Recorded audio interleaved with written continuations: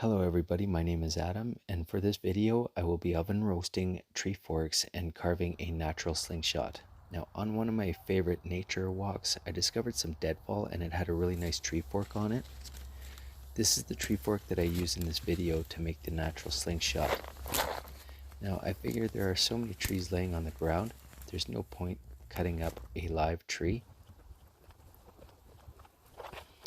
I then went somewhere comfortable just to sit while I cut this tree fork up a little bit.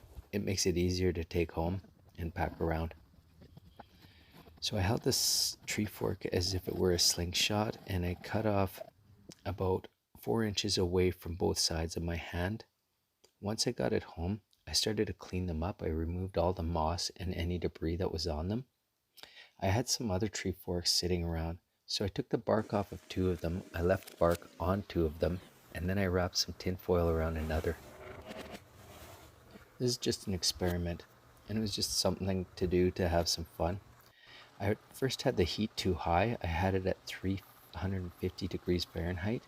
I eventually turned it down to 225 degrees Fahrenheit. Roasting tree forks is extremely dangerous. I sat by the oven for the entire duration for an hour and a half. It was a long time, but it was still kind of a fun little project to do. Once I felt like they had the right change in them, the right color change and everything, I removed them from the oven and then I proceeded to let them cool. I didn't really notice any difference between any of the tree forks other than the ones that had the bark off.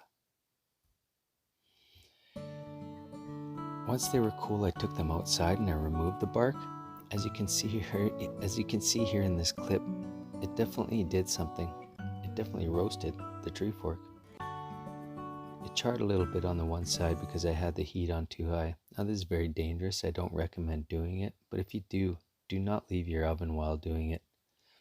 I then started to hold the tree fork in my hand, slowly whittling away at it until it felt really good in my hand.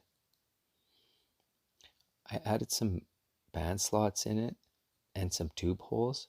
I removed all the sharp edges from the butt end of the slingshot as well as the fork tips. I didn't want it to look like every other slingshot I see out there that is a natural slingshot with a fork swell and a palm swell. So I just did something different for this one. It was a really fun project to do. I may do it again. Hope you enjoyed the video.